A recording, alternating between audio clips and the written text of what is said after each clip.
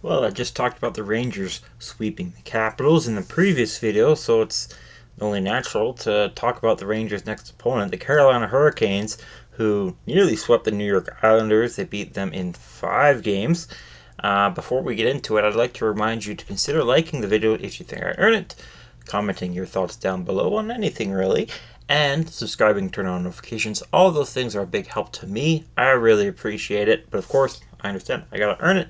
Hopefully I earn it through this video. But I'm trying to be quick, but also informative and with good analysis, or just straight up white noise.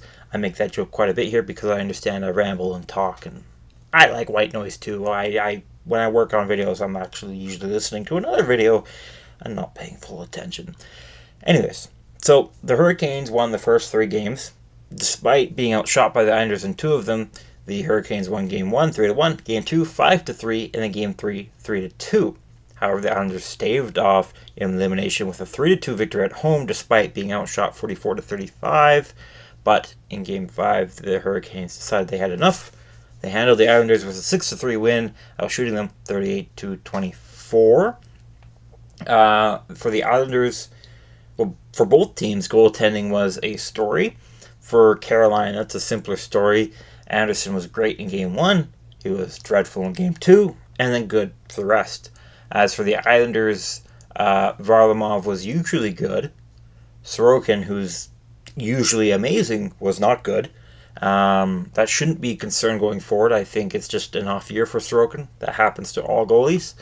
Well, not Ken Dryden, but 99.9% of goalies.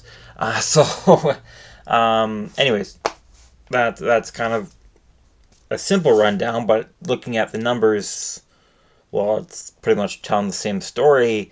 The Hurricanes, like the Rangers to the Caps, the Hurricanes outshot, outscored, outhit, and not outblocked, out almost everything to the Islanders. This little stat here, I didn't mention in the Rangers one, but it's hits 4 per shots against. So basically, it's a measure of how much pain the other team has to go through to get a shot on you. And usually the Hurricanes aren't much of a hitting team, and the Islanders are. And yet, this time around, the Canes put the Islanders through 0.93 hits per shot against, which is kind of low for the playoffs, but not as low as the Islanders' 0.82. So that was a little surprising to me. The Hurricanes were able to play their game the entire time. Now, they both have a similar style. It's very defensive focused, but it was the Hurricanes' version of takeaways and sticks and control rather than the Islanders' game of bullying the other team. Part of that had to do with special teams, where the Hurricanes were better on the power play and the penalty kill. And it was a. I think most people had the Hurricanes winning in round 1. I did, and the Hurricanes proved all those people who bet in favor of them correct with a series win in 5. Now going forward for the Hurricanes, I mentioned last video, they play the New York Rangers, who are an equally excellent team but play a very different style. They like a lot more of that talent, showiness, and hitting.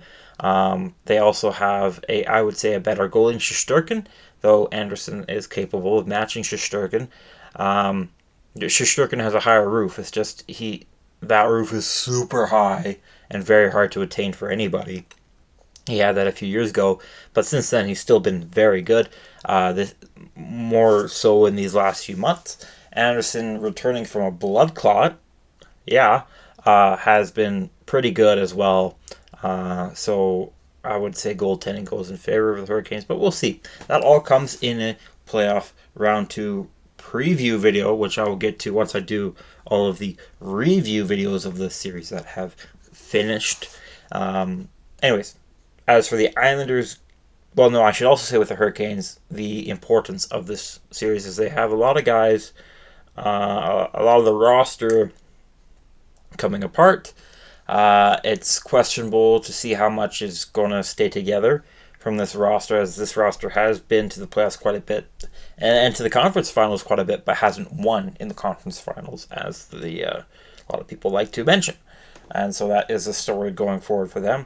As for the Islanders, it's is this a playoff team or not? Lou Lamoriello says yes. Well, of course they got into the playoffs, but yes, it's been a while. And once they're in the playoffs, yeah, they win. They are a team that is good in 7 game series. They weren't good enough against the Hurricanes, true, but usually they actually win quite a few series once they get to the playoffs. But that's the issue. They don't get to the playoffs a lot. I think a lot of Islanders fans are hoping for change from Lou Lamoriello. Patrick Waugh being hired is proof that what Lou Lamoriello is trying to build isn't quite working. He's not doing well. Lou Lamoriello is a great GM, but it just feels like he's trying. It's something I bring up a lot. He's trying to bring back '90s hockey into an era that is very different and more similar to '80s hockey. Um, yeah, and he's gotten close here and there, but I think most people are hoping for change, and the fact that the Islanders made it to the playoffs might mean there isn't going to be change, or at least change quite yet. So we'll see what he plans to do. I've liked all of his moves that he makes. It's just he doesn't make enough moves, is my issue with him. He makes more moves than other people would say. People always talk about how inactive he is at the deadline, but he also likes to make his moves before the deadline. Um, like with Bo Horvat, which I think is a great addition. It's just you got to make more of those additions. Anyways, that's it for this video. I hope to see you in the next one. You'll see me sooner if you did what I said for you to do at the beginning of the video, which is okay. I can't hear you, but it's liking the video, commenting your thoughts down below, and most importantly, turning on notifications when you subscribe. And I hope to see you in the next videos, and I hope as I get better as a better YouTuber, I guess. And certainly you can tell me your thoughts all about that in the comment section below. As I said, not just about hockey, but as the channel, what I can do to get better. And thanks so much for watching, and I hope to see you in the next one.